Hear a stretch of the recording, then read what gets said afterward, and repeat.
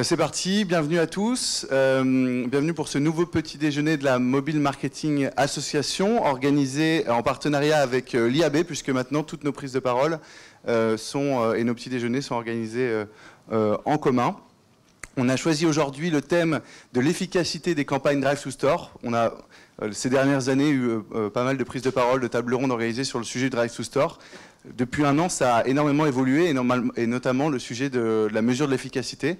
Vous le verrez, il y a beaucoup d'exemples. On a notamment des super annonceurs présents qui vont pouvoir en témoigner. Alors, de façon très pratique, si vous voulez vous connecter au Wi-Fi, il n'y a pas de mot de passe, mais vous verrez, c'est le Wi-Fi qui s'appelle Innovating Guest, puisque vous êtes tous des guests innovants. Donc, vous pouvez vous connecter. Aujourd'hui, on a la chance d'avoir un sponsor qui est Spafax Network, qui viendra nous parler de l'efficacité justement des campagnes Drive to Store. Et puis, comme partenariat média, Views. Je suis Nicolas Rieul, je suis administrateur de la Mobile Marketing Association et en charge de la commission Publicité Mobile. Et le programme ce matin, mais avant le programme, pardon, le hashtag MMAF, voilà, si vous pouvez tweeter maintenant que vous avez accès au Wi-Fi pendant cet événement. Et voilà, le programme de ce matin, on va faire juste un petit point sur l'actualité de l'association. C'est assez court, mais que pour les personnes qui ne connaissent pas l'association, vous puissiez découvrir les travaux en cours. On aura donc cette keynote de Spafax Network sur l'efficacité des campagnes Drive to Store. On vous a réservé, avant sa parution, un extrait, et là c'est Bertrand Joncois et Pierre Gamard qui viennent nous présenter un extrait de leur livrable sur l'Observatoire du commerce mobile. Et puis on finira par une table ronde avec 3 annonceurs, donc Vivarte, Hippopotamus et Fox, et qui viendront nous parler de leur retour d'expérience là-dessus. Voilà, on est sur un format, on essaie de commencer tôt, de respecter le timing pour qu'on puisse tous aller bosser pas trop tard, donc on commence tout de suite. L'association, pour les personnes qui ne connaissent pas l'association, donc c'est une association qui est présente dans 50 pays, on a plus de 800 membres, dont 130 en France. Voilà, l'objectif c'est d'évangéliser, d'augmenter la part du mobile au sein du mix marketing annonceur et d'évangéliser sur tous les produits du marketing mobile.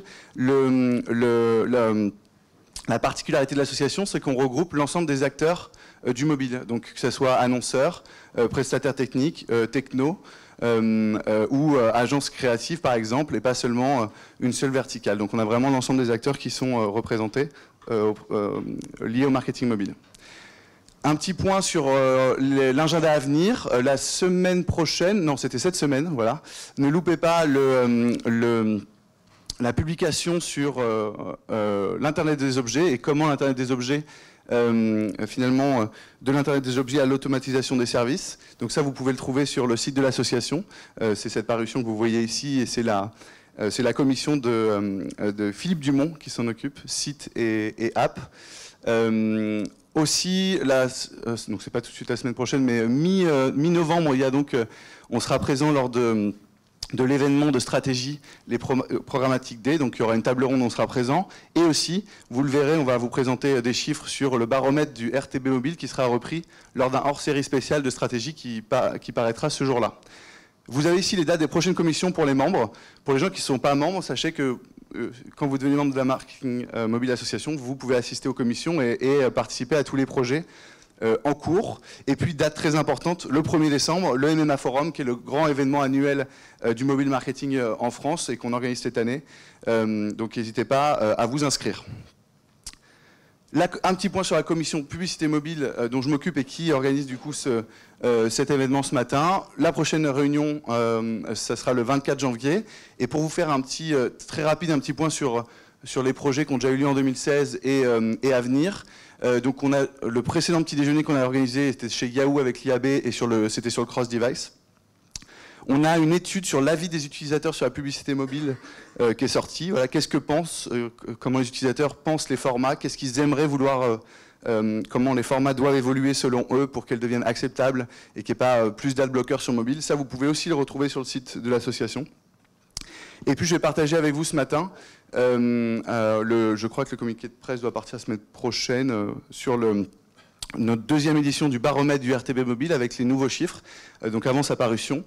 Et voilà, et dans les prochains livrables en cours, on a notamment un point de vue légal où on fera travailler un cabinet avocat sur toute la partie gestion de la data géologue notamment, qui sera partagée seulement aux membres de l'association. On ne fera pas de livrable externe là-dessus, mais c'est parce qu'on a besoin évidemment de s'informer sur ces sujets-là. Donc, en exclusivité avant sa parution, je voulais vous partager quelques chiffres du baromètre du RTB mobile avec tous ces contributeurs qui font partie du coup de la commission et qui ont bien voulu partager leurs chiffres, et on a fait du coup là-dessus des moyennes. Donc, rapidement, les premiers chiffres globalement, c'est la moyenne constatée sur le panel d'août 2016, c'est 864 millions d'impressions par jour, 47 milliards de bid requests par mois, seulement sur le mobile, hein, évidemment. C'est le prisme de ce baromètre. Ce qui est intéressant, c'est que vu qu'on avait fait le même baromètre il y a un an, en un an, on a le nombre d'éditeurs qui est disponible en RTB mobile qui a doublé. Donc on voit ici une croissance très importante de ce côté-là. Et aussi, on note que 20% à peu près des impressions sont achetées en private deal, donc en deal ID, et non en open auction sur le marché. En termes de big request, on a une énorme augmentation aussi depuis un an, puisqu'on c'est quasiment 1 fois 2, plus 98%. Et ce qui est intéressant, c'est de le mettre en parallèle avec le nombre d'impressions disponibles qui, lui, n'a grossi que de 25%. Donc on commence à avoir un rattrapage entre ce qui est disponible et ce qui est acheté, et donc on peut imaginer peut-être une augmentation des prix ici, puisqu'on a une croissance de ce qui est acheté qui est plus forte que les impressions disponibles qui grossissent. Ensuite, des chiffres aussi intéressants sur les impressions disponibles. 19% c'est de tablette et le reste, donc du coup, smartphone. L'inventaire web mobile qui représente 40% versus 60% d'applicatifs. Et aussi, ici, on a un grand changement depuis l'année dernière. Pour la première fois, les impressions Android, qui devraient normalement être majoritaires, puisque c'est 63% du parc de mobiles installés en France, de smartphones. Pour la première fois, donc Android devient majoritaire sur les impressions disponibles avec 52%. L'année dernière, c'était encore iOS qui était majoritaire là-dessus. Donc c'est un des points importants de ce baromètre. Et enfin, sur les formats disponibles, on a encore 25%, un quart des formats disponibles qui restent statiques, mais la grande majorité, 74%, sont en rich media. Et enfin, on note une augmentation du pré-roll et du natif qui augmente de 54% sur ce qui est disponible, mais ça reste 7% sur la partie mobile, en RTB en tout cas. Et voilà le pré-roll 6 et qui augmente de 14%. Donc voilà pour le partage de ces premiers chiffres sur ce baromètre. Ça fait partie des travaux de la commission publicité mobile, et sur lequel l'idée c'est de mettre en commun nos chiffres pour justement pouvoir évangéliser des chiffres sur le marché et vulgariser aussi ce domaine. Enfin, je voulais vous partager, parce que on a sur ce prisme de la publicité mobile, on est très proche de l'IAB, on organise cet événement ensemble. Un autre type de baromètre d'études qui est sorti en fait de l'IAB au niveau mondial. Donc ça a été en fait un questionnaire de 22 questions qui a été posé sur 19 marchés dans le monde, sur lequel l'IAB France a donc cotisé pour pouvoir avoir ces résultats. Et avant leur sortie aussi, puisque je vois Stéphane là-bas, je ne sais pas quand sort le communiqué de presse, mais c'est bientôt, bon, c'est imminent. Donc vous voulez juste vous donner quelques chiffres juste avant. Et donc il y a une infographie sur la M-Commerce où on a un Français sur deux qui chaque mois achète sur son mobile. Là-dessus, on en a 85% qui se disent satisfaits de leur expérience d'achat.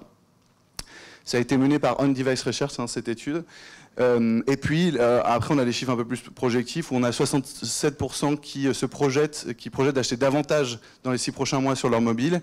Et enfin, si on leur demande quelle est la raison, pourquoi ils cliquent finalement sur des bannières publicitaires, on a 30% des Français qui disent qu'ils veulent plus d'informations sur un produit, 27% pour visiter un site annonceur, pour se rendre directement sur le site, et enfin 21% pour acheter directement un produit et un service. Voilà sur ces 4 petits chiffres qu'on voulait vous livrer ce matin avant leur parution. Je donne maintenant la parole du coup à Simon Perrault de Spafax Network, c'est difficile à prononcer, pour une petite keynote sur l'efficacité des campagnes Drive to Store. Ça marche, merci. Merci Nicolas. D'accord. Bonjour à tous. Pour ceux qui ne me connaissent pas, je m'appelle donc Simon Perrault, je suis DG de Spafax Networks.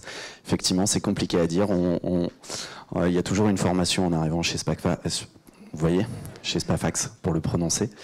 Je remercie Nicolas et toute l'équipe de la MMA pour nous permettre aujourd'hui de partager, en tout cas de vous partager notre vision de la mesure des campagnes de Drive to Store.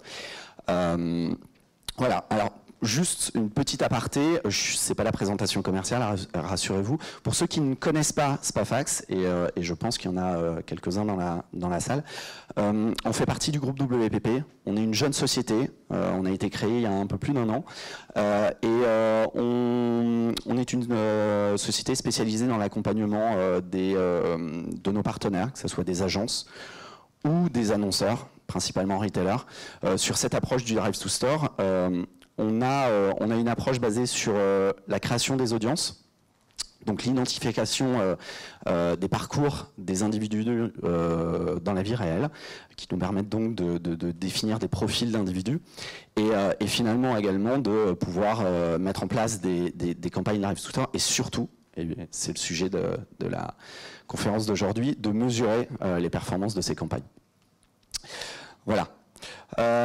Avant d'aborder tous les indicateurs qu'on met en place, on nous a semblé extrêmement important de revenir avec vous sur la méthodologie qu'on met en place pour construire une campagne Drive to Store. Et donc pour maximiser la performance et l'efficacité de cette campagne-là. Pour nous, c'est la nature du produit qui doit avant tout driver la méthodologie qu'on met en place pour générer une campagne Drive to Store, pour identifier une cible, pour l'exposer et pour mesurer cette campagne-là. On a défini 2 grandes familles. En réfléchissant, en partageant avec nos partenaires, on s'est rendu compte qu'il y avait 2 grandes familles.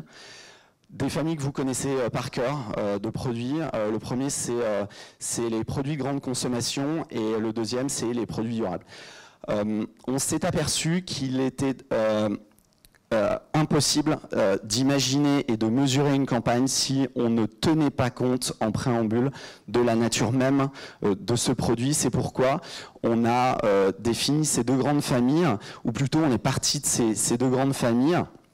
Et ensuite, on s'est posé, on a réfléchi avec un certain nombre de retailers sur les grands éléments différenciants qui pouvaient influencer la mise en place d'une campagne et donc l'efficacité d'une campagne Drive to Store.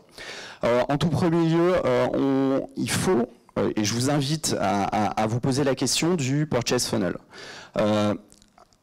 Le purchase funnel, est-ce qu'il s'agit ou est-ce qu'il peut s'agir d'un achat impulsif, ou est-ce que cet achat fait partie d'une décision, ou plutôt d'une réflexion d'un achat? La cible également, est-ce qu'on peut cibler absolument tout le monde, le monsieur tout le monde, ou est-ce qu'on est dans un profil spécifique plus adapté au bien durable? La visite, est-ce que cette visite, elle constitue une vente ou est-ce qu'elle fait partie d'un acte d'achat? L'analyse du trafic en concurrence, l'analyse de la concurrence, est-ce qu'il est important de considérer ces visites? Vous doutez bien que quand on achète ou quand on vend un sandwich, on peut ne pas considérer d'autres visites chez les concurrents. Quand on est dans un achat d'une voiture par exemple, la visite des concurrents est extrêmement important à prendre en compte, et c'est tous ces éléments-là qu'on va considérer en préambule d'une campagne, dans la méthodologie de la mise en place d'une campagne, pour définir cette campagne et pour la lancer. Et puis il y a également, il y a d'autres données, il y a des données comme vos points de vente. Est-ce que ce sont des points de vente intramuros, extramuros? Donc c'est des choses que nous on prend en compte, et puis et que vous devez prendre en compte. Et enfin la distance à parcourir. Vous doutez bien, quand j'achète un croissant et quand j'achète une voiture, je vais être prêt à parcourir des distances qui sont totalement différentes. Donc nous on a analysé cette distance. On a d'ailleurs d'ailleurs appeler ça la zone d'influence, donc d'autres pourraient appeler ça la zone de chalandise. Donc j'ai quelques exemples d'ailleurs là-dessus. Quand vous êtes sur du fast-food, on est prêt à parcourir jusqu'à 1,2 km. Donc on va travailler sur une cible qui a ses habitudes de localisation autour de ce point de vente, à 1 km de ce point de vente. Pour l'entertainment et notamment le cinéma, on est jusqu'à 7 km, on est prêt, vous êtes prêt en tant qu'utilisateur, consommateur, prospect, à parcourir 7 km et 14 pour acheter une voiture. Voilà, donc petit aparté, je fais ma pub. On a donc défini deux produits, une gamme de produits, GoRetail Instant pour les produits de consommation courante et GoRetail Moment pour les produits durables. La deuxième chose qu'il faut qu'on prenne en compte toujours pour maximiser l'efficacité de la campagne, c'est une question de couverture, une question de reach. Vous avez tous déjà rencontré un certain nombre de mes confrères, on a peut-être déjà travaillé ensemble. On s'appuie tous sur des outils qui permettent aujourd'hui de mesurer ce trafic en point de vente. Vous en avez entendu parler, il s'agit parfois des beacons, il s'agit pour d'autres des appels publicitaires à travers la programmatique, il s'agit pour d'autres de SDK. Chez Spafax, on a fait un choix un tout petit peu différent, c'est qu'on privilégie à chaque fois la source qui va nous permettre d'atteindre le maximum de reach et donc d'identifier le maximum de personnes en point de vente. On ne parlera jamais, et d'ailleurs c'est le cas sur l'ensemble du marché, d'exhaustivité, on n'est pas capable, mais du coup on est capable d'aller identifier par telle ou telle source le maximum de gens.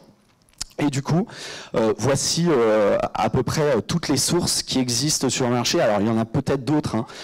Nous, on a fait le choix de travailler avec ces 4 sources. Donc, on a, comme je vous le disais, les appels publicitaires à travers nos partenaires, les SSP et donc les éditeurs.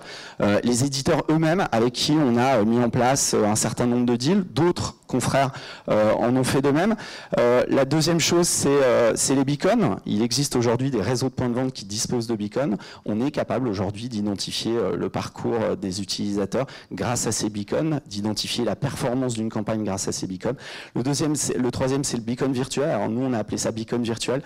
C'est ni plus ni moins que des SDK posés, donc des codes qui sont posés dans les applications. Et enfin, la marque elle-même qui, quand elle dispose d'applications, est capable de mesurer elle-même le trafic en point de vente et de rattacher ça aux populations qu'on a pu exposer.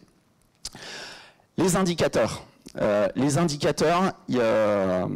On est un tout petit peu en rupture, en tout cas on s'inscrit en rupture par rapport, même si on vient du digital, on s'inscrit un tout petit peu en rupture par rapport au KPI traditionnel des campagnes digitales, même si notre canal d'identification, notre canal d'exposition des utilisateurs, c'est bien le mobile et donc la publicité sur mobile, on a voulu adapter ces indicateurs et on présente un certain nombre de données comme d'autres confrères et c'est ces indicateurs-là que je vous présente. Le premier, c'est évidemment, de manière classique, le volume de trafic généré. On est capable, nous sommes capables, et vous devez vous poser la question du volume de trafic qu'on réussit à générer, du trafic incrémental qu'on arrive à générer. Et donc, du coup, ça induit un coût à la visite. Le deuxième, c'est l'uplift. Alors ça, c'est quelque chose d'un tout petit peu disruptif par rapport à nos KPI traditionnels. L'uplift, c'est à la manière des campagnes de post-test. On est capable d'identifier, on va en tout cas comparer le trafic d'individus, d'utilisateurs qui ont été exposés à des messages de notre campagne et qui se sont rendus en point de vente. Et de la même manière, on conserve une partie de cette audience-là qu'on n'expose pas et qui nous permet, et qu'on va suivre, et qui nous permet de mesurer, finalement de comparer entre un utilisateur exposé et un utilisateur non exposé à une campagne le pourcentage de gens qui se sont rendus en point de vente. Le troisième, si ça veut bien dire, c'est la fréquence de visite. Alors la fréquence de visite, elle est importante parce qu'elle va également nous permettre de qualifier l'utilisateur qu'on a, de qualifier la qualité du trafic qu'on a généré et qualifier les gens qu'on identifie en point de vente. Il y a toujours, en tout cas, on essaye de gommer certaines erreurs qui pourraient correspondre à, par exemple, des collaborateurs de l'entreprise ou des résidents autour du point de vente. Nous, ce qu'on fait, c'est qu'on analyse effectivement cette fréquence et elle va nous donner finalement des typologies de clients. Donc, ça va être des fréquences de visites rares, occasionnelles, ou fréquentes, et ça va également nous permettre d'exclure pour vous, en tant que retailer, un certain nombre de gens, et notamment ce que je vous disais, les collaborateurs. On a également les jours et les heures qui sont extrêmement importants. On le prend en compte, vous devez le prendre en compte. Il faut savoir que voilà, des gens qui vont venir, qu'on va malheureusement pouvoir identifier un dimanche, ne seront pas considérés. Et enfin, le temps de réaction et la distance qu'on a parcourue entre l'exposition à un message et le point de vente lui-même. On a quelques exemples de résultats de campagnes. On a enregistré sur des campagnes fast-food 130% d'uplift, ce que je vous disais, trafic exposé, non exposé.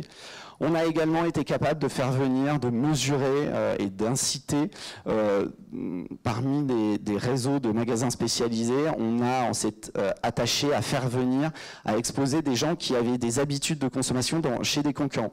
On a réussi à faire venir 12% du trafic de ces concurrents. Et enfin, puisque c'est un acteur, en tout cas c'est un secteur qui est très présent chez nous, les constructeurs, on est aujourd'hui, et ça dépend des réseaux évidemment, sur une moyenne entre 15 et 40 € pour ceux qui ont peu de concessions de coût à la visite. Enfin, et c'est une nouvelle que je voulais partager avec vous, c'est quelque chose de totalement nouveau.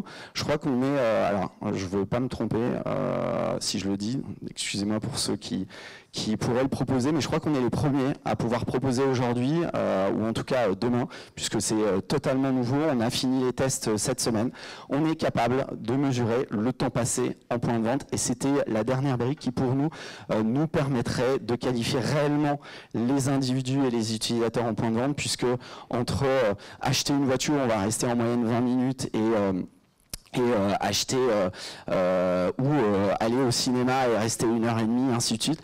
Il fallait qu'on puisse vous proposer, il fallait que vous puissiez disposer de ce temps passé pour ces utilisateurs. Et enfin, toujours dans la mesure de l'efficacité du point de vente, du drive to store, pardon, on souhaitait également partager avec vous une dernière chose qui est importante pour nous, c'est que pour mesurer une campagne et pour maximiser l'efficacité d'une campagne Drive to Store, il faut s'inscrire toujours dans le long terme. Donc là, on se rapproche des stratégies de CRM, des stratégies de fidélisation. Il faut considérer toutes les campagnes qu'on met en place ensemble à travers une opportunité, c'est celle de collecter des identifiants des utilisateurs en point de vente. Et nous, on part du principe que ces utilisateurs, on crée ensemble des segments d'audience. Et ces segments d'audience, ils doivent vivre.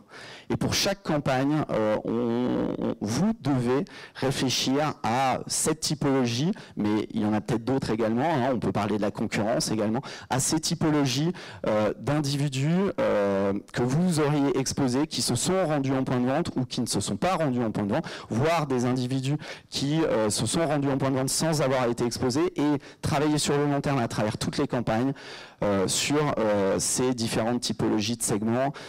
Voilà, donc vous devez demander à vos partenaires de pouvoir travailler sur le long terme sur ces typologies. Voilà, j'en ai fini, je crois que j'ai respecté le timing. Voilà, je vous remercie et si vous avez un moins de questions, je suis à votre disposition. Ah, il y en a déjà. Oui. En fait, on avait l'information de l'individu qui rentre dans une zone autour ce qu'on appelle un radius. on a l'information, l'individu rentre dans un radius de coordonnées géographiques de XY, et on a l'information qui en ressort. Donc on réduit ce radius. Alors nous, on n'est pas dans ce challenge d'un radius à 1, 3, 5, 10 mètres. Par défaut, on travaille sur des radius de 30 mètres. Voilà, sur des périmètres de 30 mètres. Et donc, on va savoir que l'individu rentre dans ce radius et en ressort. Et finalement, on est donc capable... En fait, c'est une information dont on disposait via un partenaire qui est Easy, on le cite puisque on est en exclusivité sur cette donnée-là avec eux. Et effectivement, ils ont par les SDK, l'information, je rentre et je sors. Voilà. 30 mètres. 30 mètres par défaut chez nous. Après, on peut les réduire, mais on sait que de par la technologie, de par les téléphones, les GPS, on n'est pas vraiment serein sur des tailles plus petites. Donc nous, on privilégie les 30 mètres et c'est grâce à tous les indicateurs que je vous ai cités juste avant qui vont nous permettre de qualifier ce trafic-là ensuite, toujours dans ce radius de 30 mètres. Voilà. Si vous n'avez plus de questions, je passe la parole à Nicolas. Merci.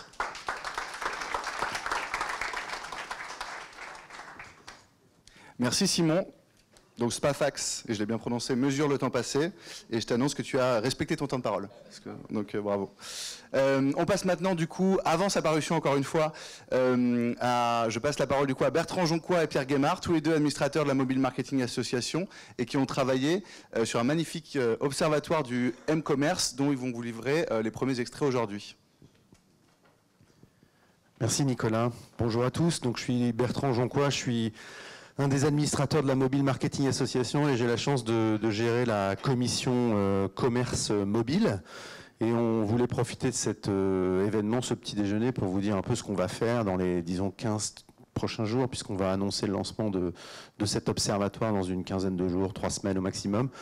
L'idée était pour nous d'essayer d'avoir une vision nouvelle de ce qu'on appelle le M-Commerce, puisque à chaque fois qu'on va entendre parler de M-Commerce et tout ce que vous avez déjà entendu sur le M-Commerce, globalement ça se résume à l'achat en ligne via le mobile. Et c'est un peu l'idée qu'on a tous en tête, et ce qui est d'ailleurs une vraie idée, et cet achat en ligne se développe beaucoup. Mais on a voulu dépasser ça, et notamment puisque au sein de la Mobile Marketing Association, on a un écosystème très riche avec plein de partenaires. On a voulu dire, ce qu'on va essayer de mesurer dans cet observatoire, c'est beaucoup plus large que ça, et c'est comment le mobile interagit avec le commerce au sens large. Et donc dans cette idée, on a essayé d'élargir le travail qu'on a fait, et je remercie Pierre, je lui laisserai la parole après parce que Pierre a beaucoup travaillé sur le sujet. On a voulu essayer de montrer justement que ce mobile commerce, que ce commerce mobile n'était pas simplement du e-commerce sur mobile, mais beaucoup plus large que ça. Et donc on a défini 4 catégories dans lesquelles on va rentrer dans quelques secondes. Un, évidemment, le commerce sur mobile. Donc quelle est la part maintenant d'achats qui se font en ligne via un smartphone. 2, quelles sont les interactions mobiles en point de vente, et là on vient d'en parler un peu, puisqu'on est typiquement dans le sujet, comment le mobile joue un rôle quand je vais acheter quelque chose dans un magasin, comment le mobile joue un rôle avant que j'aille acheter quelque chose, pendant que je suis en train d'acheter quelque chose dans un magasin, ou pourquoi pas après, pour faire revenir les clients. Donc c'est ce qu'on a appelé interaction mobile en point de vente, et on avait d'ailleurs au sein de la commission déjà sorti un livrable sur toutes les technologies dont on a un peu parlé tout à l'heure, sur la mesure dans les points de vente. On a une 3e catégorie qui est de plus en plus importante et qui prend un essor capital en ce moment, notamment grâce à Apple Pay et tout ce qui a été dit autour du lancement d'Apple Pay. C'est comment le mobile aide à payer. Et donc là, on est bien aussi dans quelque chose qui est très différent du e-commerce sur mobile. C'est bien le mobile qui permet de rentrer dans un point de vente pour faire un acte d'achat. On est encore dans une catégorie très différente. Et puis, dernière catégorie qu'il ne faut pas négliger parce qu'en termes de volume, elle est très importante. et ça a été popularisé cet été, notamment grâce à Pokémon Go, mais on connaît tous ça sur les jeux sur mobile ou la musique sur mobile. C'est comment le mobile permet d'acheter des biens directement sur son mobile qu'on va utiliser sur son mobile. Hein, donc c'est évidemment les jeux, c'est la musique, c'est la vidéo. Et donc là, c'est ce qu'on a appelé, nous, l'achat in-app. Hein, et donc on est sur 4 catégories. Vous voyez bien que ces 4 catégories sont assez différentes. Hein. Il y en a 2 qui sont des catégories dans lesquelles, grosso modo, on utilise son mobile pour acheter quelque chose avec son mobile. Le e-commerce et puis l'achat in-app. Et puis 2 autres qui sont des interactions réelles avec le monde physique, hein, les points de vente d'un côté, et puis l'achat, le terminal de paiement de l'autre. Donc voilà un peu la vision globale qu'on a pour cet observatoire. Donc ça sera la première fois qu'on va parler du commerce mobile de cette manière-là, d'une manière beaucoup plus large qu'on a l'habitude de le faire. Et je vais laisser la parole à Pierre, si tu le veux bien Pierre, de nous présenter un peu avec qui on a travaillé, comment on a travaillé. On en a pour 5 minutes, hein, donc vous inquiétez pas, après on fera la place à la table ronde, mais simplement pour vous préciser ce qu'on va faire dans quelques semaines et vous donner un peu un avant-goût de ce qui va se passer au sein de la Mobile Marketing Association et au sein de la commission commerce mobile. Merci Bertrand. Je m'appelle Pierre Guémard, je participe à la commission commerce mobile animée par Bertrand et puis je collabore avec lui à la construction de cet observatoire. Pour le réaliser, alors c'est marqué en haut à gauche, hein, c'est encore en construction, et on s'est associé les compétences de plusieurs partenaires experts dans différents domaines qui nous aident à construire les 4 parties que Bertrand vient de présenter, donc la FMM, l'Association française du sans contact mobile, Apani, Comscore, Criteo, le groupement des cartes bancaires, Google, Médiamétrie et Retail Minute.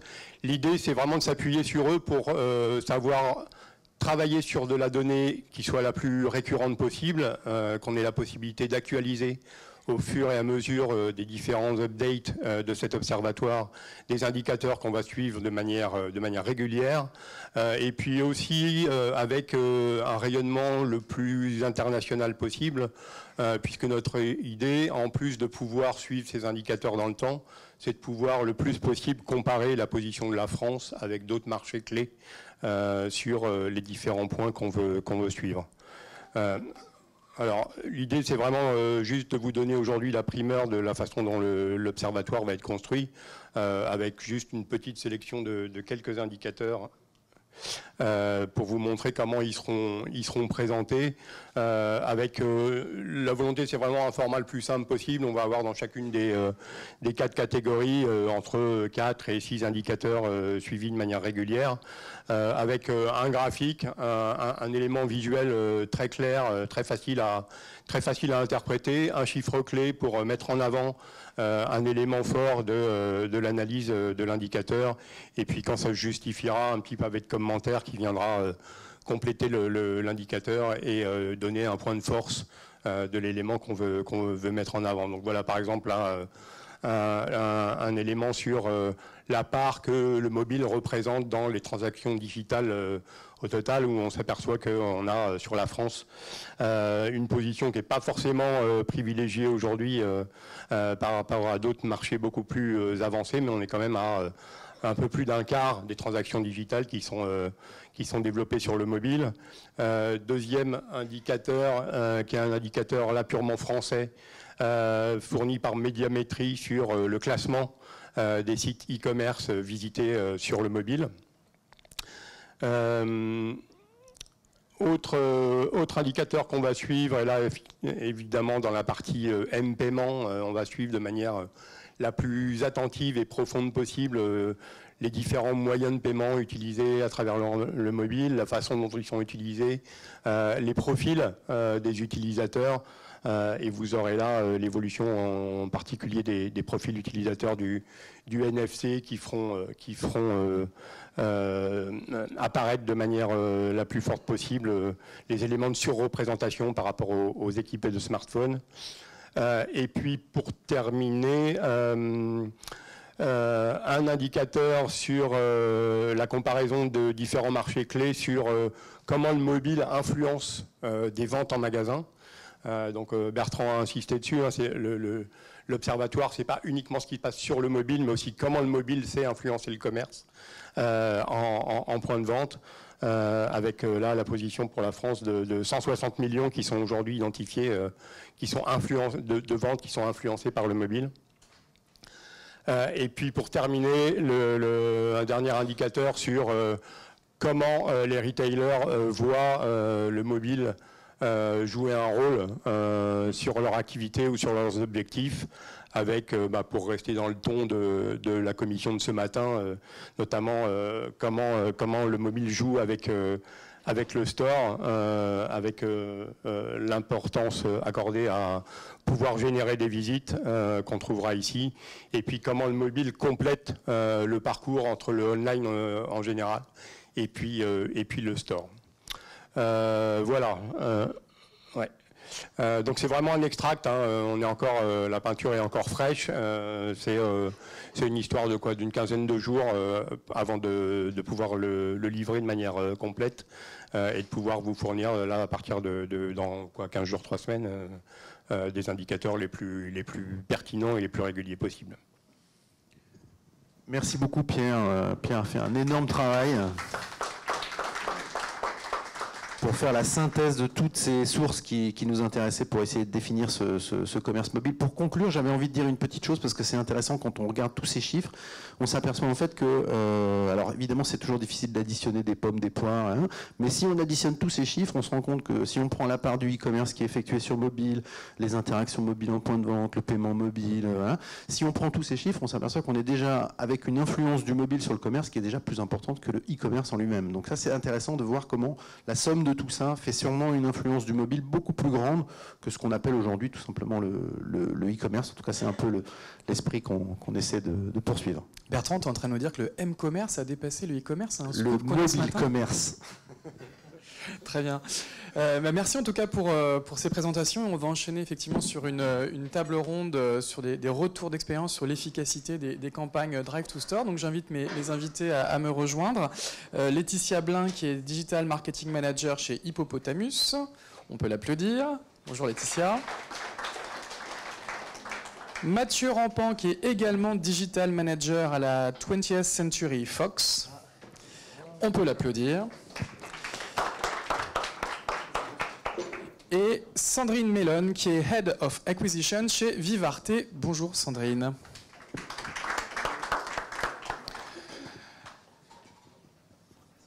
Alors il y aura un micro pour les trois, donc on va le faire tourner.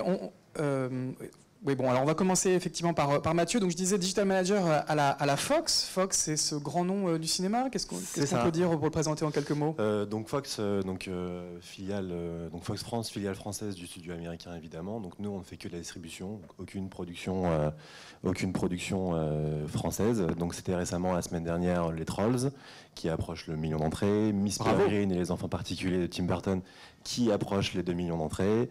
Et donc voilà, Fox c'est en 2016 pour l'instant 24 millions d'entrées, pour l'instant numéro 1, on espère que ça va durer comme ça. Et voilà, c'est notamment connu pour Avatar, Titanic, enfin, vous connaissez très bien le studio. Parmi les plus grands succès du cinéma mondial des dernières années. Exactement. À votre gauche, donc Laetitia, Digital Marketing Manager chez Hippopotamus. Alors tout le monde vous connaît, ce grand nom de la restauration. Qu'est-ce qu'on peut dire de plus pour bien vous connaître? Qu'est-ce qu'on peut dire de plus? Effectivement, Hippopotamus a été créé en 68, donc ça fait quand même pas mal de temps que c'est dans les esprits. C'est le spécialiste de la viande et des grillades. Aujourd'hui, on a à peu près 150 restaurants en propre et en franchisé dans la France. Voilà. Très bien. Peut-être des chiffres sur le chiffre d'affaires, des choses comme ça, ou c'est confidentiel? Ouais, je préfère garder. Très bien. Merci. Et à votre gauche, Sandrine Mellon, donc Head of Acquisition chez Vivarte. Vivarte, c'est ce grand nom de la mode, de la chaussure, du textile. Comment est-ce qu'on vous présente? Grand nom de la chaussure et du prêt-à-porter féminin. Et avec quelles enseignes, par exemple? La Halle, San Marina, Minelli, Naf, Koukaï. Et en Espagne, on a Mercal. Très bien. Combien de collaborateurs? Quel chiffre d'affaires? Malheureusement, je ne peux pas communiquer dessus. D'accord. En tout cas, un des grands noms, évidemment, du secteur. Donc, on a du divertissement, de la restauration, de la mode. Donc, 3 secteurs très différents. Alors, peut-être avant de parler plus précisément de Drive to Store, Mathieu, récupérez le micro. Quel est votre historique dans la publicité mobile? Ça fait combien de temps que vous testez ce levier? Disons que ça fait déjà, donc moi ça fait 4 ans que je suis chez Fox, donc depuis 4 ans on a une approche du mobile assez simple je dirais, on travaille avec des marques médias et des plateformes, mais essentiellement cross-device. Donc l'idée c'est qu'on a cette date butoir qui est la sortie du film, donc, et notre notoriété doit être finalement à son maximum pour cette date. Donc le mobile intervenait au début en tant que, je dirais, 2-3 jours avant la sortie du film, pour créer un effet un peu blast. Et l'idée, c'était de créer vraiment un sentiment d'urgence auprès d'une cible, évidemment, qu'on cherchait à toucher.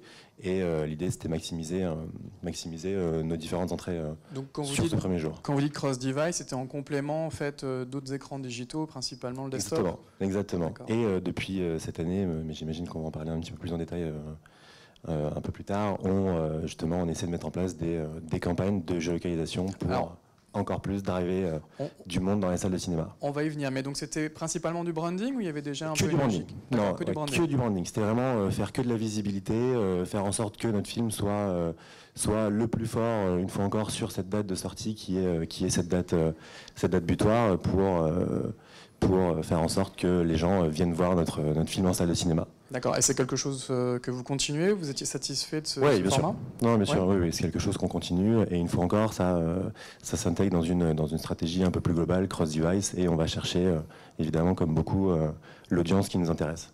Et c'était principalement des bannières, quand on cliquait, on arrivait où?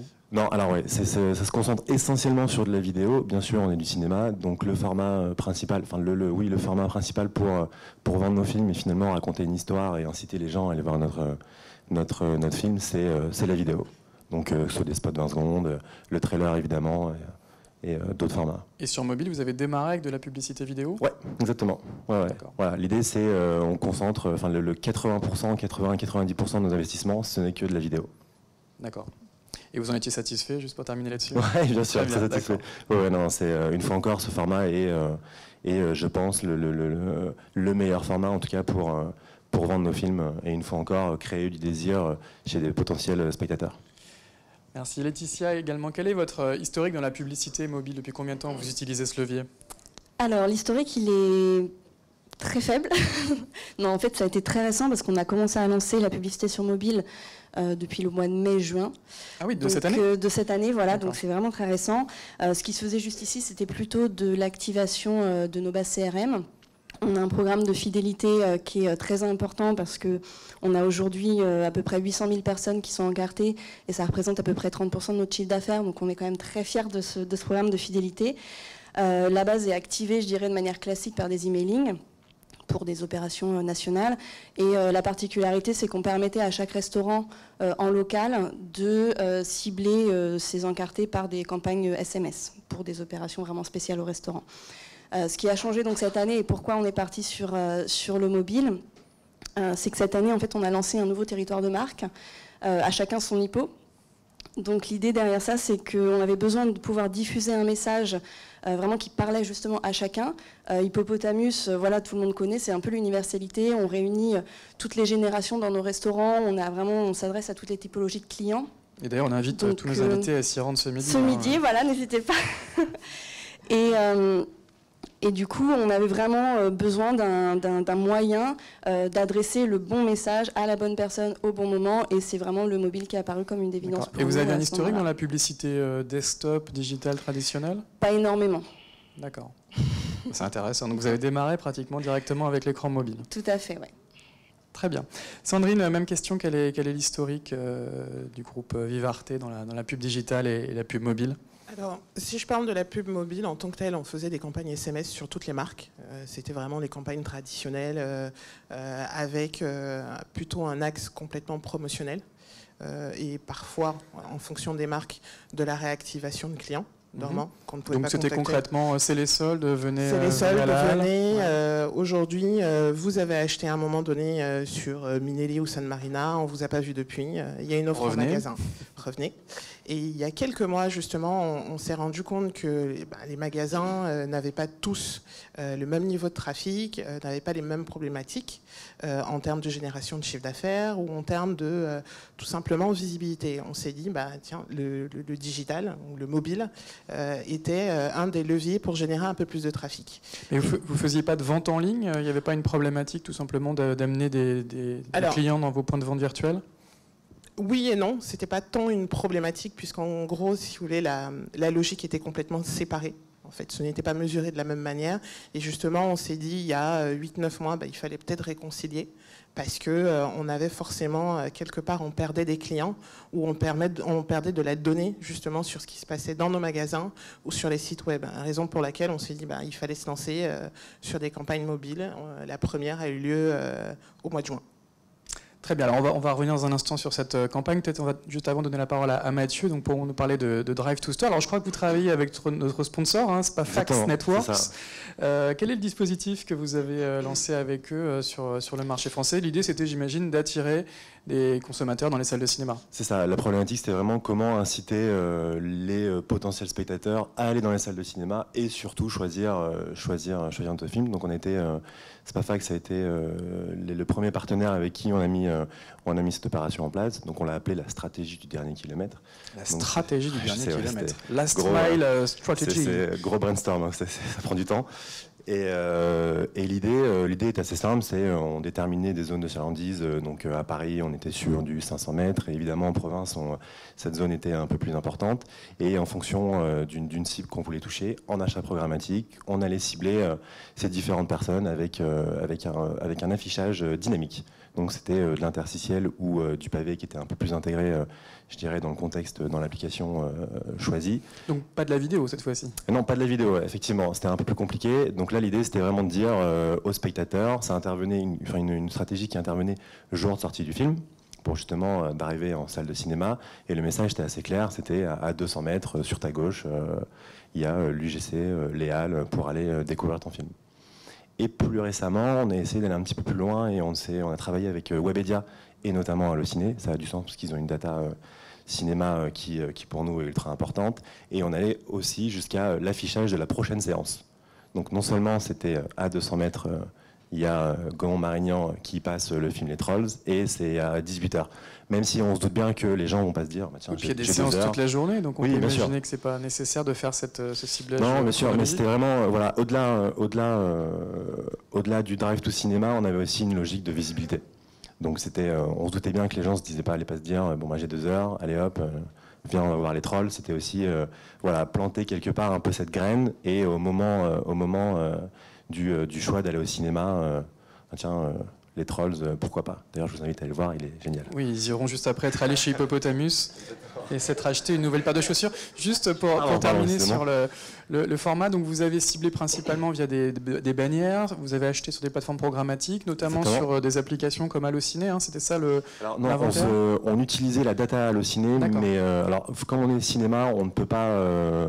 nos possibilités d'annoncer sur le site sont assez limitées. On ne peut pas passer au pré-roll, par exemple, parce que ce serait quelque part un peu déloyal, même si j'adorerais acheter un pré-roll devant le concurrent, mais voilà, c'est l'idée.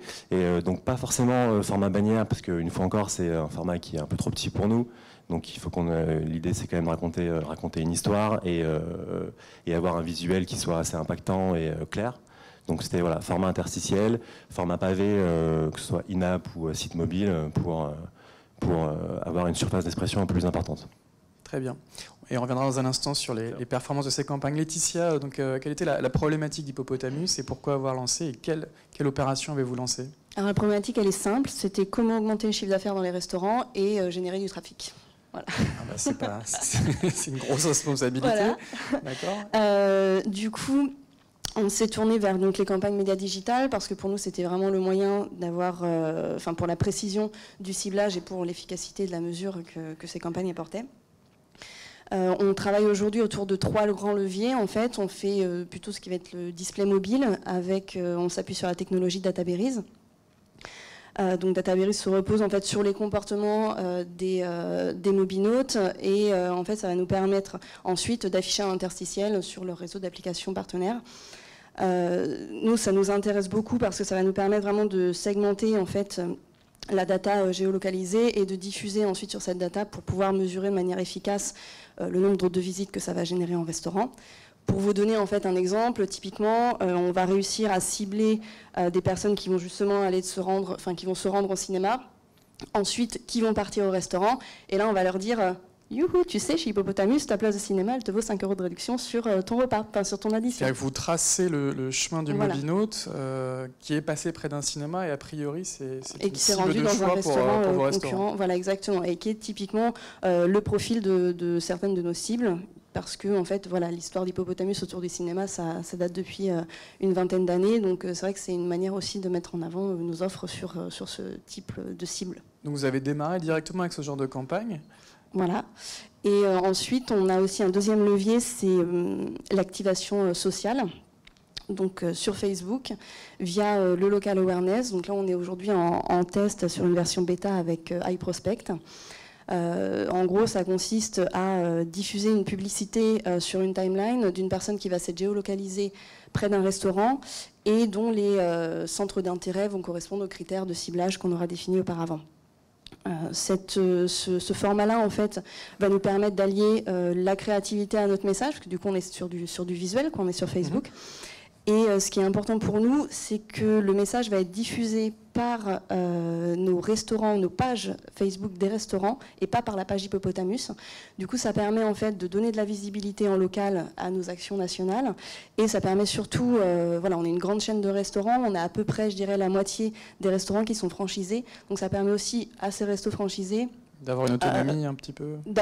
Surtout en fait de voir leurs investissements, de se dire ok, ça les rassure, il y a du concret, il y a quelque chose qui se fait en média pour nous. Et enfin, on va être aussi un peu sur le search. Là, bon, c'est pas mesurable en tant que tel par rapport aux visites générées en restaurant, mais voilà, on espère que ça arrivera prochainement en France. Très bien. Sandrine également, quelle était votre problématique? Tout simplement aussi amener des clients dans les points de vente du groupe? Alors, si je prends, là, c'était pas vraiment le groupe, puisqu'on est un ensemble de marques. Là, on a fait un gros focus sur la halle. La logique, c'était de générer du trafic dans des magasins déficients en période creuse. Et c'était comment on peut utiliser les leviers digitaux pour générer du trafic. On avait à la base les campagnes traditionnelles de search, via lesquelles on pouvait mesurer en fait l'incrémental de conversion via des campagnes avec des codes promo, mais ce n'était pas suffisant parce qu'on n'avait pas du tout de vision de est-ce que c'était uniquement des prospects ou nos clients qu'on touchait. Et on s'est dit, typiquement avec la solution DataBerries, ça nous semblait relativement intéressant parce qu'on pouvait aller plus loin que nos clients. C'était toucher des clients, de faire des campagnes de lookalike en prenant des prospects ou des clients de marques concurrentes qui avaient de l'appétence pour nos produits. C'est-à-dire que vous avez ciblé des clients qui fréquentaient des enseignes concurrentes? Alors, c'est pas on a ciblé les concurrents. Faut pas le dire. je ne dirais pas ça comme ça, c'est plutôt on voulait des gens qui ont envie d'acheter des chaussures, des vêtements, donc qui vont dans des magasins similaires aux nôtres. Je ne dirais pas concurrents. C'est plus joliment dit. Voilà. C'est beaucoup plus joli comme ça. Et donc c'était justement d'aller chercher ces gens-là. Et en magasin, c'était d'augmenter le trafic. On a quand même mis des magasins tests pour voir justement, pour bien mesurer l'incrémental de ces campagnes dans ces magasins versus les magasins traditionnels où c'était la pub habituelle. Et on a fait deux vagues, une vague pure affichage de il y a des promos en ce moment dans le magasin, et la deuxième vague c'était il y a des promos et en plus vous avez un code promo que vous pouvez utiliser à votre achat. Très bien. On va revenir à Mathieu. Alors, vous avez présenté vos dispositifs. Si on parle un petit peu des questions de métriques, de performance, concrètement, vous avez mesuré quoi ?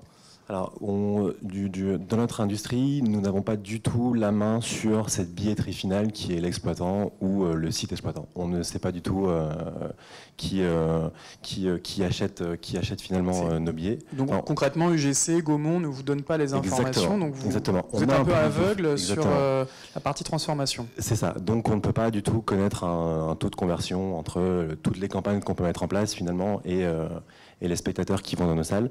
Donc on se base sur un taux de clic, malheureusement. Je sais que tous les acteurs, et notamment Spafax, cherchent à donner des autres métriques, et il me semble qu'ils sont en train d'étudier Ils en ont présenté quelques-uns tout à l'heure. Donc voilà, donc on se base sur un taux de clic qui est aussi toujours assez faible, je ne vous l'apprends pas, entre 1 et 3% en fonction des campagnes. Mais c'est pas si faible que ça par rapport à ce qui a pu se faire c'est pas si faible que ça, mais vous savez, il y a toujours ces clics d'erreur. Et nous, on aime bien se dire que comme on est du divertissement, on est du cinéma, ça clique un peu mieux parce qu'on est un peu plus sexy que d'autres, mais finalement on peut pas s'arrêter là. Et donc il y a le clic, et puis surtout le critère, j'imagine, c'est les gens qui rentrent dans la zone idéalement, chalandise. Voilà, idéalement, oui, ces gens qui rentrent dans cette zone de chalandise, mais après à partir de là, on ne sait pas s'ils vont vraiment dans la salle de cinéma, et encore moins quel film ils vont choisir. Donc en tout cas, c'est des métriques qu'on va chercher à rentrer, à rentrer dans nos D'accord, donc c'est la difficulté. Donc a priori, si la personne rentre dans la salle de cinéma, vous estimez que la campagne est réussie. Si après elle ressort, ça malheureusement, vous n'aurez pas forcément... Exactement. Vous n'êtes pas capable par exemple de voir si elle ressort au bout de 5 minutes ou si elle reste 3 heures ou Et après, les zones de chalandise sont quand même assez importantes. Donc au-delà de ça, la personne a cliqué, il est redirigé vers une plateforme qui lui donne une map pour le rediriger une fois encore vers cette salle. Mais ensuite, ce qu'il y fait, on ne sait pas. Donc voilà, donc on se base une fois encore sur les taux de clics et on se dit que la visibilité offerte par la campagne est aussi ultra importante, au-delà de cette stratégie de Drive to Cinema. Et est-ce qu'on peut donner quelques chiffres sur l'opération que vous avez menée pour bien se rendre compte de la puissance, du reach Oui, alors j'ai les derniers chiffres des campagnes menées avec Allociné seulement malheureusement. Donc on était sur Indépendance Day, on avait mis en place cette campagne et on était sur un peu plus d'1 million d'impressions générées autour des salles de cinéma. Donc ça fait des dizaines de milliers, si je compte bien, de personnes qui ont cliqué sur les bannières. Ouais, mais après on ne sait pas du tout ce qu'ils ont fait. S'ils sont vraiment allés en salle de cinéma, et Miss Perrine, on était sur une opération un peu plus petite et on a délivré 600 000 impressions. Évidemment, on maîtrise le capping pour limiter l'exposition. Mais voilà, une fois encore, ça s'arrête là et c'est un peu la limite de notre exercice. Un billet de cinéma, ça coûte quelques euros. Est-ce qu'on peut amortir le coût d'acquisition avec la marge sur un billet de cinéma? Alors, une place moyenne en France, c'est 6,50 €. Et nous, distributeurs, nous ne touchons que 2 € sur cette place. D'accord. Donc, avec ces 2 €, est-ce que vous arrivez à amortir des campagnes comme ça? C'est compliqué. C'est compliqué à déterminer et c'est vraiment compliqué, voire impossible. Idéalement, il faudrait qu'on ait accès justement à toutes ces données que nos camarades exploitants ont, mais c'est une fois encore assez délicat. Donc voilà, on a des KPI qui sont un peu différents, j'imagine, que mes confrères, mais on espère que ça va tendre à s'améliorer avec les nouvelles techniques mises en place. Très bien, on reparlera des data dans un instant. Laetitia, également, même question. Quelles étaient les métriques que vous avez observées et quels chiffres vous pouvez partager avec nous ce matin? Alors, en termes de métriques, c'est simple, c'est le nombre de visites générées dans le restaurant. Et on attache aussi pas mal d'importance au coût à la visite, forcément. Comment on s'y prend? En fait, on va partir du postulat que une personne qui est géolocalisée dans un restaurant et qui reste immobile pendant plus de 15 minutes, c'est que c'est un client qui est assis à table en train de manger. Donc à partir de ça, on va pouvoir faire le parallèle entre les mobiles qui sont géolocalisés dans le restaurant et ceux qui ont été exposés à la publicité. On fait aussi attention au niveau d'attention qui est porté à la publicité, plus qu'à l'impression, plus qu'au taux d'impression en fait. Parce que du coup, on va considérer que cette attention-là qui est portée va être plus susceptible d'engendrer une visite derrière que juste une simple impression dans une timeline. Aujourd'hui, on est capable de dire que chaque levier activé, donc à la fois Databerries mais aussi sur Facebook, peut générer plusieurs milliers de visites en restaurant par mois. Et en fait, c'est significatif. Oui, c'est assez significatif. Et ce qui est intéressant, c'est que nos coûts à la visite, depuis qu'on a commencé les campagnes, donc ce que je disais vers fin mai, début juin, ont été divisés par 2 sur toute la durée et continuent en fait à diminuer au fur et à mesure des campagnes. Ce qui veut dire qu'aujourd'hui, ils sont peut-être encore un petit peu élevés par rapport à votre panier moyen, mais que la tendance est à la bonne baisse et que rapidement, ça va devenir réaliste. Voilà, c'est ça. C'est que c'est très encourageant. Ça nous pousse à continuer. Ça nous permet aussi de nous améliorer de mois en mois parce qu'on peut voir justement quels sont les ajustements au niveau du ciblage qu'on peut améliorer, quels sont aussi, comme je parlais de l'attention qui est portée à la publicité, c'est comment s'améliorer en termes de créa aussi, comment donner plus envie de regarder le visuel et du coup d'aller manger chez Hippopotamus. Voilà, c'est... D'accord. Alors, et vous, contrairement à Fox, vous avez l'information du client qui achète. Est-ce que vous êtes en mesure de vous appuyer sur cette donnée pour demain Vous voulez dire par rapport à l'addition en fait, qui va être... Oui, voilà, parce que vous contrôlez le point de vente. Oui, alors après, dire que c'est tel client qui a été géolocalisé... On n'est pas encore là. Voilà, je pense que là, il va falloir être plus précis. Ouais. Très bien. Sandrine, également un mot sur les métriques que vous étiez fixées, puis peut-être quelques chiffres sur les différentes campagnes que vous avez menées récemment. Les métriques, c'était évidemment trafic et conversion, dans une moindre mesure le panier moyen, mais c'était principalement trafic et conversion. Trafic, parce qu'on a justement pu mesurer l'incrémental fait dans les magasins qui étaient touchés par le test versus ceux qui ne l'étaient pas traditionnellement. D'autant que votre première intention, c'était d'attirer du monde dans des magasins qui étaient peu fréquentés. C'était d'attirer du monde, voilà, qui étaient peu fréquentés. Donc on a eu à peu près plus 26% de trafic supplémentaire dans un point de vente. Dans un point de vente. Sur une période très courte. C'est considérable, ça se voit, le gérant du magasin se rend compte de l'affluence. Ils étaient extrêmement contents de cette opération, justement, parce qu'on l'a fait à une période relativement creuse, pendant 2 semaines, à l'approche des soldes. Donc c'était pour eux plutôt inespéré. Et la conversion, on a pris 1,5 point en plus. Alors je ne me rends pas compte, c'est significatif pour votre secteur ? Pour nous, c'était vraiment significatif, en plus pour des magasins qui voyaient plutôt de semaine en semaine le trafic diminuer, la conversion être pénalisée, ce qui était relativement normal parce qu'on était avant les soldes. Donc cette opération permettait de montrer qu'en fait, en utilisant des leviers digitaux et avec un ciblage assez précis, on pouvait générer du trafic beaucoup plus qualifié.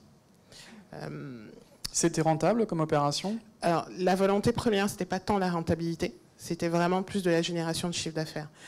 Aujourd'hui, on est plutôt dans une logique de réflexion sur la rentabilité, mais pour ça, derrière, je pense qu'il faut quand même retravailler aussi, nous, le résultat en fait de ces opérations. Aujourd'hui, on sait qu'on a augmenté notre conversion, on a touché des clients, mais aujourd'hui, il faut qu'on puisse vraiment mesurer est-ce que ce sont réellement des nouveaux clients, donc est-ce que c'est un réel incrémental, ou c'est juste des clients qu'on a réactivés ou qui potentiellement n'avaient pas forcément l'intention immédiate d'acheter, et parce que promotion et autres sont finalement venus dans nos magasins. Très bien. Mathieu, donc on voit 3 cas de campagne mobile to store, voire de mobile to vente. Est-ce que vous n'êtes pas d'ailleurs tous les 3 un peu exigeants envers cet écran qui est encore très jeune, les technologies très jeunes ? Vous voulez directement booster les ventes ? Est-ce qu'il n'y a pas d'autres choses à faire dans le point de vente avec un mobile ? On parle aussi de mobile in-store, on parlait de la question du paiement. Quel est votre regard là-dessus ? Je ne sais pas trop. Donc l'idée, c'est est-ce qu'il n'y a pas d'autres opérations mobiles à mettre en place dans les salles de cinéma ? Par exemple, oui, en tout cas, rentrer dans le cinéma, c'est une chose, mais est-ce qu'il y a des choses à exploiter dans le point de vente ? Alors, dans le point de vente, avec peut-être une publicité contextuelle. Il y a d'autres choses à exploiter, mais je pense qu'on sort du mobile. Je pense à notamment des opérations un peu sur tout ce qui est réalité augmentée ou ce genre de choses qui peuvent être mises en place, mais purement mobile. Je ne pense à rien du tout. En tout cas, dans les salles de cinéma. C'était assez. Mais je pense qu'on est assez limité. Justement, quand on rentre dans la salle de cinéma, c'est pour découvrir finalement le grand écran et sortir du petit écran. Donc en tout cas, ma question, c'est est-ce que en tant qu'annonceur, vous n'êtes pas très exigeant avec ce levier qui est encore assez jeune ? Si, parce que finalement, vous pouvez tout mesurer. Vous ne pouviez pas forcément le faire avec des prospectus ou avec, j'imagine, des leviers offline. Est-ce que vous en demandez pas trop à cet écran tout de suite ? Non, je pense pas. On est. Je me fais l'avocat des agences. Pas le du terrain tout. pour plus tard. Pas du tout. Mais justement, notre agence Rayman PhD nous accompagne ultra activement sur ces problématiques. Et non, je pense pas qu'on est exigeant. On apprend comme tout le monde. On met en place des opérations qui fonctionnent, qui ne fonctionnent pas. Et justement, on essaie de les optimiser. Le manque de métriques est en effet un frein, mais qui visiblement tend à se lever, donc on va aller un peu plus loin. L'idée serait vraiment de pouvoir réconcilier finalement toute notre campagne digitale qu'on met en place avec cette visite dans les salles de cinéma. Une fois encore, je pense que ce serait trop compliqué de connaître réellement le film choisi, mais si on peut aller au moins jusque-là, on aurait en tout cas une meilleure notion de véritable efficacité sur nos campagnes. Laetitia, quand on vous écoute, on est surpris. En fait, on a l'impression que vous êtes passé de pratiquement aucune opération digitale à ce qui est de plus difficile. Vous avez conscience de d'avoir grillé les étapes peut-être dans la publicité? Alors, moi, j'en ai pas du tout conscience parce que je suis arrivée vraiment pile à ce moment-là. Donc pour vous, c'est normal de faire du drive to voilà. store en programmatique sur un mobile? Disons qu'en tout cas, je pense qu'aujourd'hui, c'est vraiment nécessaire. Ça fait partie des leviers qui nous permettent vraiment d'attirer les gens dans les restaurants. Après le mobile, je pense que pour répondre à la question de comment on peut aller plus loin ou quoi, je pense pas que forcément on soit sur l'optimisation. Là, on est vraiment sur de l'optimisation des campagnes actuelles. Pour aller plus loin, je pense que c'est prématuré. Par contre, le mobile pourrait complètement nous servir, nous, dans les restaurants, pour alléger certains moments un peu difficiles, on va dire, qui vont être plutôt un peu comme pour Sandrine, l'attente. Non, pardon, je pensais au moment creux éventuellement. Oui, possible, mais surtout en fait par rapport à l'expérience du client. Ça va être de satisfaire en fait, le moment d'attente pour l'addition par exemple. Donc pourquoi pas penser au mobile comme une facilité de prépaiement ou ce genre de choses en fait. Voilà. Donc il y a des axes de réflexion en tout cas qui vont être en cours plutôt par rapport à cette expérience client que par rapport vraiment à des nouvelles campagnes qui vont encore plus loin dans le digital. Sandrine, est-ce qu'on en demande trop au mobile? Je pense que moi aujourd'hui pas assez. Parce qu'on est au début.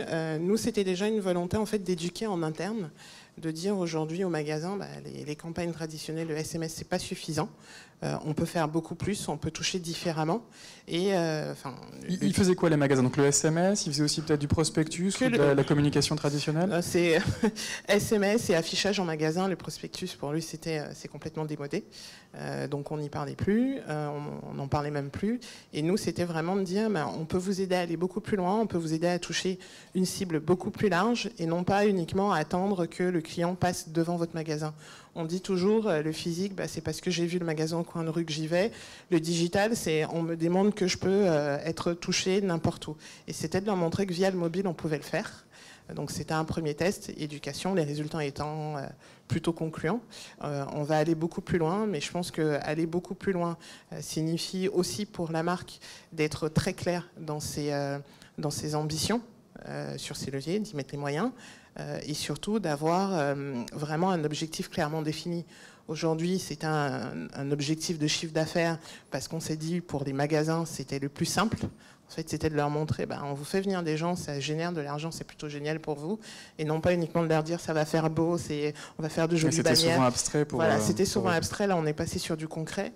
Aujourd'hui, c'est de rattacher ce chiffre d'affaires à une rentabilité de campagne, ce qu'on ne faisait pas jusqu'ici, et ça c'est le second step. Après, pour aller plus loin, je pense qu'on a tellement de choses à mettre en place déjà là, que vouloir trop anticiper serait prématuré pour nous. Alors on va quand même essayer de parler un petit peu du futur. Mathieu, c'est quoi les chantiers pour les prochaines années? On parle beaucoup de data, on parle aussi de problématiques de relier des bases CRM à des Z-Exchange avec le CRM onboarding, les DMP, enfin tous ces nouveaux mots et tous ces nouveaux concepts parfois compliqués à appréhender. Sur quoi vous travaillez chez vous en ce moment? Alors, nous, on a cette particularité, une fois encore, de ne pas du tout travailler sur la marque 20th Century Fox. Quand vous allez au cinéma, finalement, peu importe si c'est Warner, Universal ou je ne sais quel autre distributeur.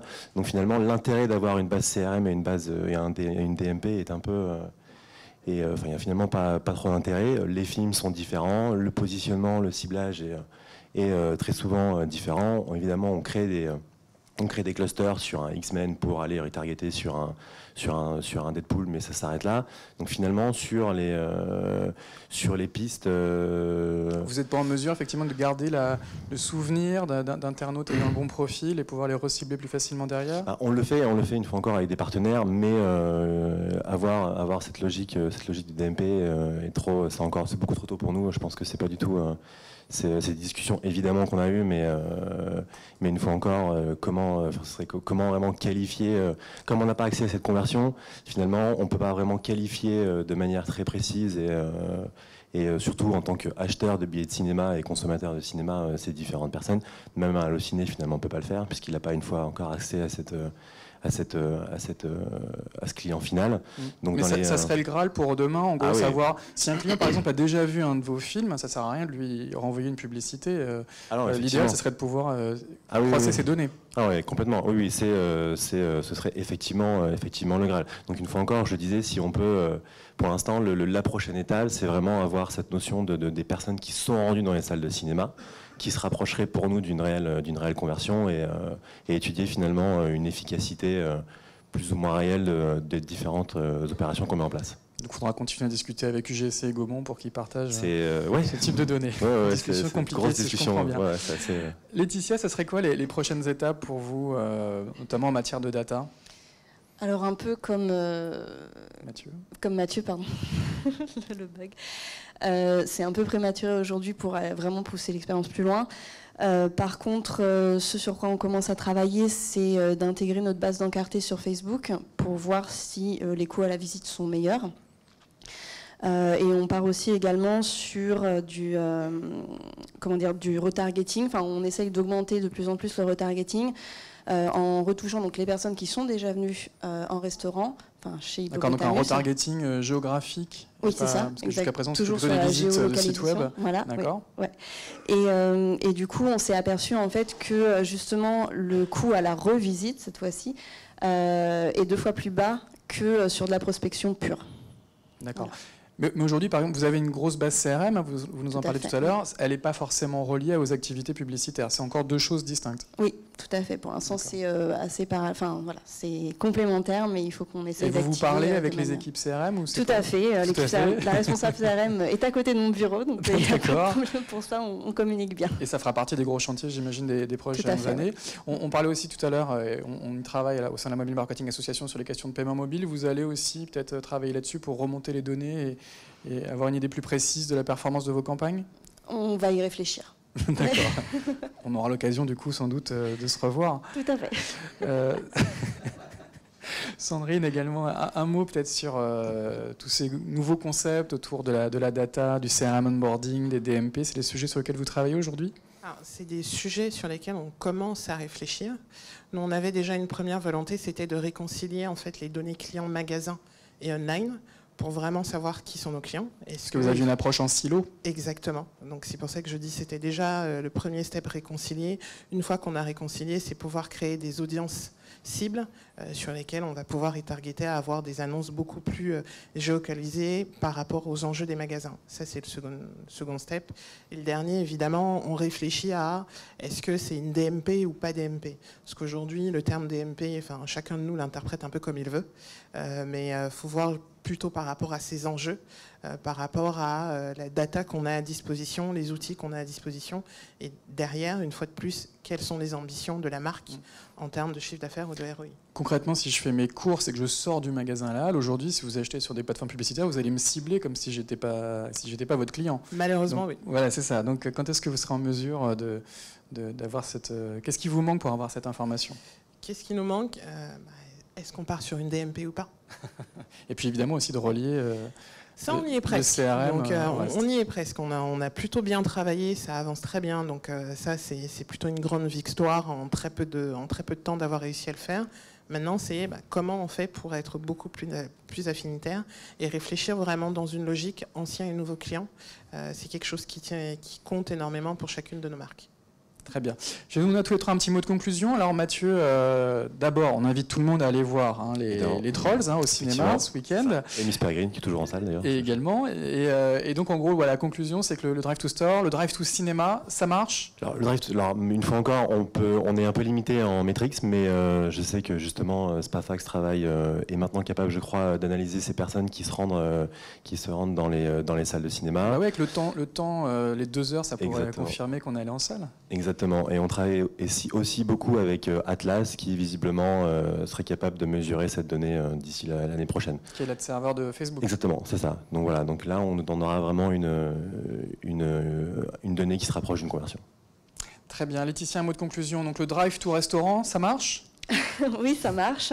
Je dirais que nous, le mobile, pour nous, on considère vraiment comme une opportunité de pouvoir cibler un très grand nombre de personnes par rapport à la puissance du mobile, du device.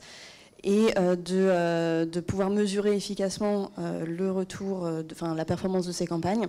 Mais avant tout, c'est aussi une opportunité pour nous de travailler sur la reconsidération de la marque. Je le disais en intro, Hippopotamus, c'est une marque qui est ancienne, qui est dans l'esprit des gens, mais aujourd'hui qui n'est pas forcément considérée comme une solution de repas possible pour des personnes plus jeunes, pour des clientèles plus jeunes. Et c'est faux, ça l'est aujourd'hui. Le menu, le prix d'entrée d'un menu, c'est 11,90. Donc voilà, c'est quelque chose qui nous permet de, voilà, c'est accessible et ça nous permet de. On ferait du drive to store, mais également du branding pour rappeler les valeurs de la marque. Tout à fait. Voilà. C'est exactement l'axe, en tout cas, qui est donné à ces campagnes-là. Très bien. Et donc, on rappelle tout le monde... Ce midi, rendez-vous chez Hippopotamus. Avec des menus à partir de 11,90. Voilà, exactement. Merci. Sandrine, également un mot de conclusion. Donc, le drive to magasin de chaussures, ça marche. Ça marche et je pense qu'on va encore plus se développer là-dessus. Notre volonté, c'est vraiment de s'adapter aussi aux changements de comportement d'achat de nos clients. Aujourd'hui, ils sont mobiles. Il faut qu'on communique avec eux via le mobile. Les leviers ou devices traditionnels, on ne dit pas qu'ils vont disparaître, mais ils ont tendance à être moins performants que le mobile. Et il faut qu'on passe ce cap d'être visible là-dessus. Donc on va continuer. Et on invite tout le monde à s'acheter de nouvelles chaussures. Et des vêtements aussi. Il y a de très belles campagnes en ce moment, n'hésitez pas. Très bien, en tout cas, merci à tous les trois pour ce témoignage.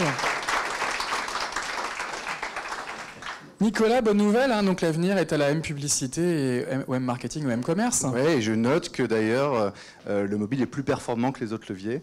Donc, on a tous noté. Ouais, mais là, je me dis qu'en 12 mois, comme le marché a évolué, il y a une accélération. Il y a 12 mois, on présentait des POC. Voilà, oui, ça marche, on a pu mesurer une fois, c'était hyper compliqué. Et là, on voit qu'on peut le faire en programmatique avec un reach énorme ou en social, en le mesurant et de façon... assez précise. Donc voilà, c'était l'idée de pouvoir témoigner de ça aujourd'hui et que c'est pas quelque chose de difficile finalement. Donc merci beaucoup pour votre participation aujourd'hui. Je pense qu'on peut les applaudir encore une fois. Et je crois qu'on se retrouve dans quelques semaines, le 1er décembre pour le forum. On se retrouve pour le rappeler. Exactement, c'est écrit ici. On se retrouve donc le 1er décembre. N'oubliez pas de vous inscrire. Julie, tu veux dire quelque chose ? Et 2016, et parce qu'on a écrit 2017. Oui. Voilà, oui, c'est le mois prochain, voilà, les gens qui dans un lieu exceptionnel au cœur du Bois de Boulogne à Paris, donc n'hésitez pas à vous inscrire. Et puis on peut aussi vous inviter à nous rejoindre sur le site web, les réseaux sociaux, et vous retrouverez cette vidéo dans quelques jours sur notre chaîne YouTube.